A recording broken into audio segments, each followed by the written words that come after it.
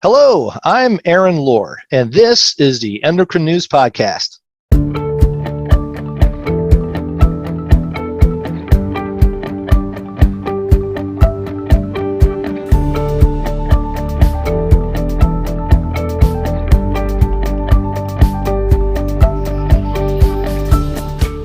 Today, we're going to shine a spotlight on a fascinating area of focus within endocrinology that maybe you haven't heard much about, oncoendocrinology. So what is oncoendocrinology, and how are health providers working together to care for patients who have endocrine conditions and cancer?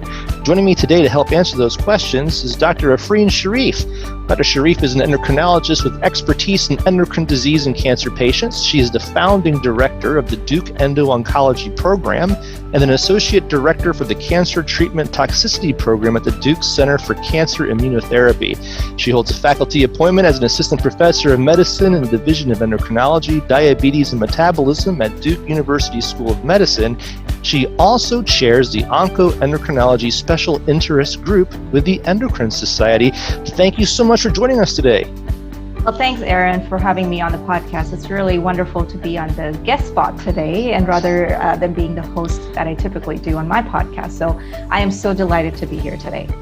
I think this is a first for me where I'm interviewing another podcast host. And for those of you who are wondering about the podcast, it's called Checkpoint Now. We will talk about it at the end of this one, but what a special treat this is. Why don't we go ahead and kick in? While the study and practice of endocrinology has been around a long time, some may be unfamiliar with the term oncoendocrinology. Can you tell us more about it and the intersection of endocrine disorders and cancer? Thanks for that question, Aaron. I think this is probably the most important question I will answer today.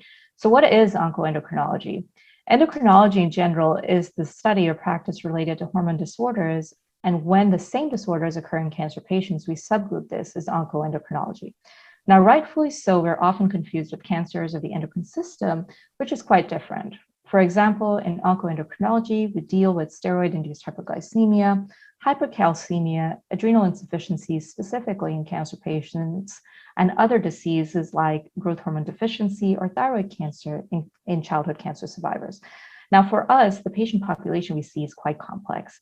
The knowledge of chemotherapy, radiation therapy, side effects, both in acute and long-term setting, are integral for treatment decisions.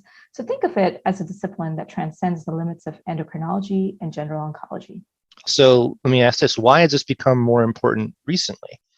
That's an excellent question. Over the last decade, what we have seen is a practice shift in the way oncology treats cancer, with the FDA approval of very effective therapies like immune checkpoint inhibitors that entered the market in 2011. Now, these agents enhance the body's natural immunity to ride at 100 miles an hour in a 40-mile zone, with the goal of targeting cancer cells.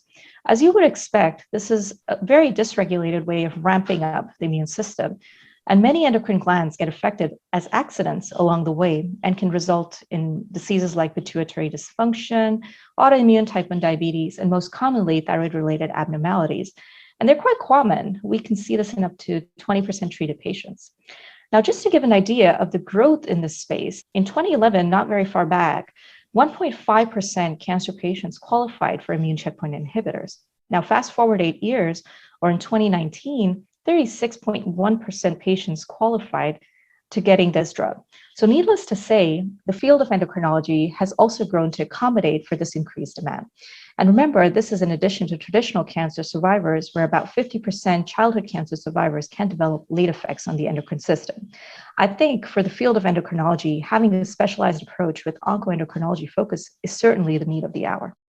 When will a patient be referred to an endocrine oncology program? Now, patients typically get referred for diseases like steroid-induced diabetes, tertiary adrenal insufficiency in a setting of long-term steroid use, and sometimes for assistance with tapers. Now, immune-related side effects like immune hypophysitis, thyroiditis, and also for pre-existing diabetes, thyroid disease that need to be optimized prior to chemotherapy and immunotherapy. So these diseases come in different shapes and sizes. It ranges from those that have pre-existing disease and those who develop incident endocrine diseases from active therapy from cancer drugs. Well, how aware are healthcare providers of the importance of considering making such referrals? Are these referrals happening? Well, this is a great question and really depends on the practice setting you're in. At a large referral center where clinical trials and large cancer centers exist, oncologists and primary care practitioners are quick about referrals.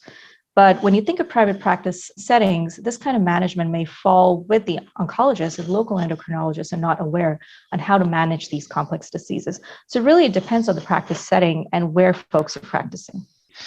As an endocrinologist, what are some of the challenges unique to treating patients with cancer or in remission? Well, I'm going to break this question down and answer this in two different parts. I think the first thing is to think about patients in active therapy. For those patients, a deeper knowledge of cancer treatments and side effects, especially with newer drugs, clear communication of changing treatments between oncology and endocrinology, and getting these patients fast access to getting into your clinic are some of the most common challenges I face, and I'm sure many oncoendocrinologists face today.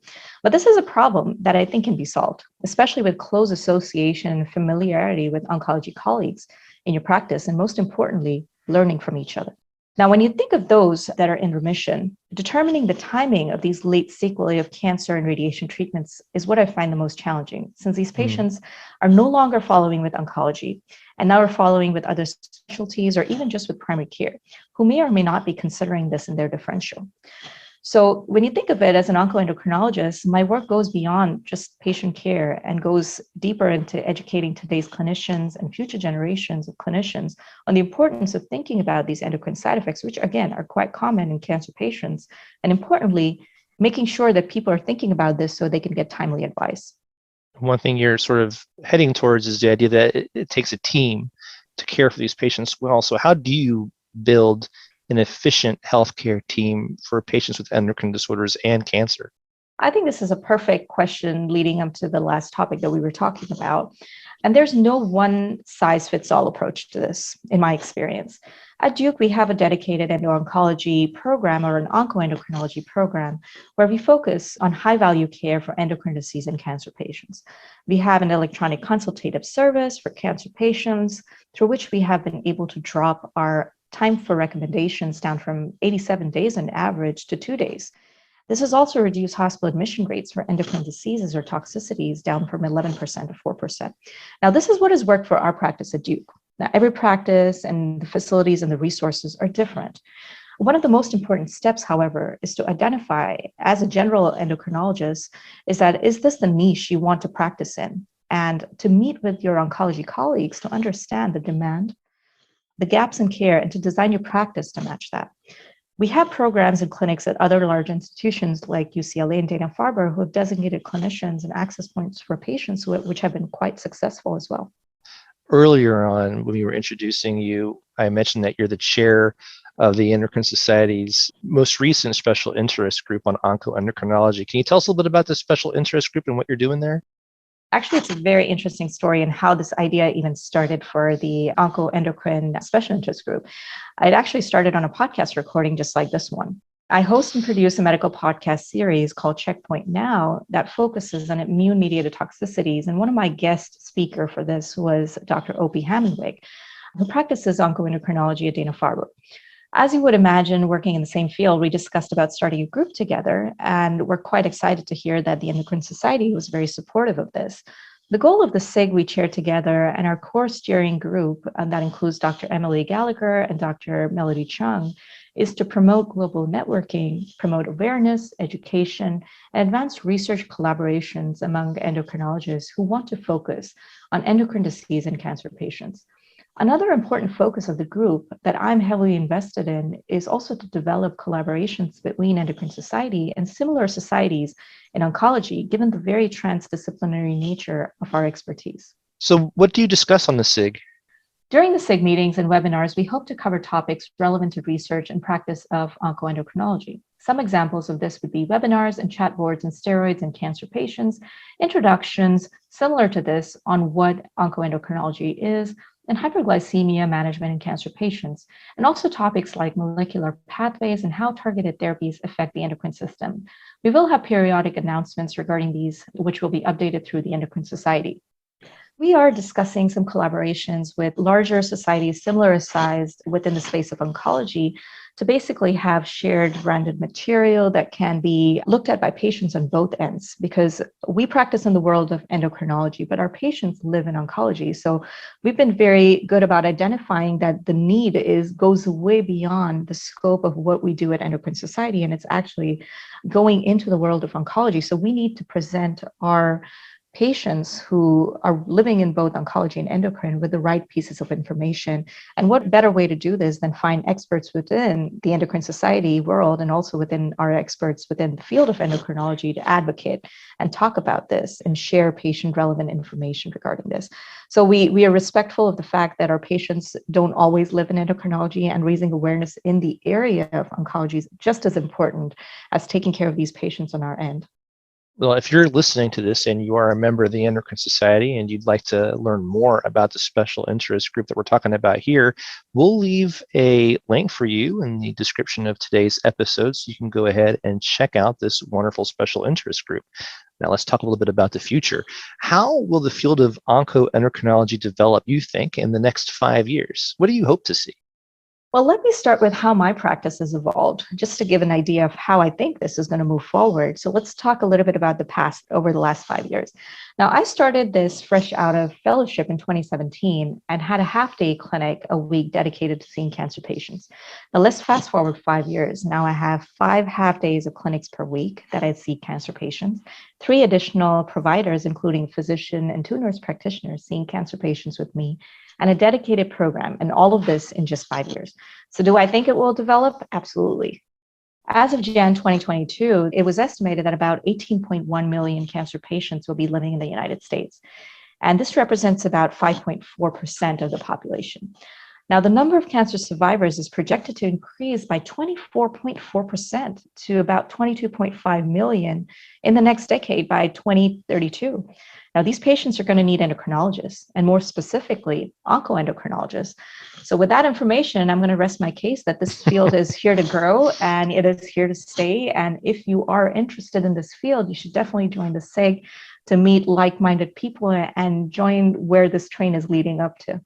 Absolutely. And while we're at it, let's talk a little bit more about your podcast, Checkpoint Now, which goes even deeper into the subject matter. Can you tell us a little bit about your podcast series and how folks can check it out? Well, this started off in, I would say, the peak of COVID. I think it was one of my COVID itches about being able to educate beyond the scope of what I do at Duke. So I always felt that I was repeating myself, saying the same content and trying to teach the same things. And I decided, you know what? We should probably expand this and use a platform like podcasts to deliver this sort of information that we have living in these beautiful institutions where these experts live, and communicate that very effectively to nephrologists, rheumatologists, endocrinologists, cardiologists around the world that are dealing with this. And this is a new and upcoming field, just like oncoendocrinology is new, onconephrology is new, cardio-oncology is new. So there are these fields within fields that are developing to tailor to the care of cancer patients. So that was the whole idea of why I started this podcast. I had no experience podcasting before this. It was just a thought. I said, let's just jump in and get started. So I started working with one of my colleagues who's now at UT Southwestern, Dr. Tian Zhang, and she's a GU-oncologist. And it was perfect to have a toxicity expert and have an oncologist talk to other experts around the country about these toxicities. So our focus is basically dialogue between oncologists and subspecialty experts that manage toxicities and how we can do better on both sides by understanding the needs, the requirements of our patients. And we completed season 1 about close to about 20 episodes, and we've been heard over 3,000, 4,000 times already. So we were quite excited with the success of this. And we've just launched season 2 that we started recording. And you actually might be excited to hear what the content will be, which is quite befitting to what I do, even as the chair of the Oncoendocrinology SIG, is to focus on patient education. Because as we develop these collaborations with other oncology societies, I also thought that our endocrinologists would really benefit from having a podcast episode that they can direct their patients to and say, well, you have diabetes from checkpoint inhibitors. There's this episode on Checkpoint Now, episode number X, on season 2 that you can listen to that's going to talk about how you can deal with this side effect and what you need to know as a patient.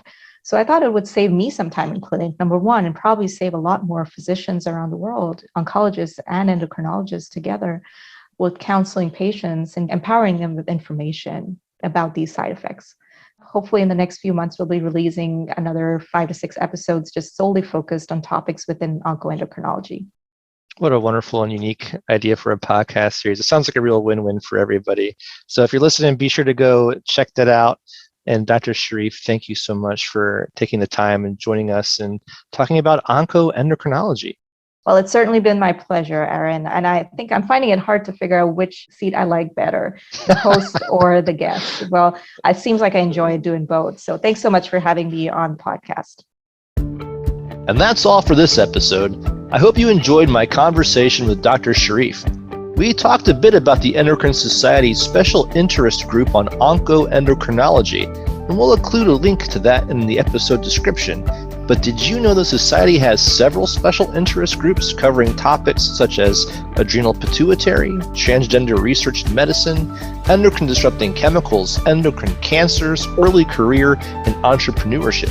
If any of these topics interest you and you're a member of the Endocrine Society, you should really get involved in these special communities. We'll include a link in the episode description. If there's a topic you'd like to hear in the podcast, be sure to let me know by emailing podcast@endocrine.org. And as always, thanks for listening.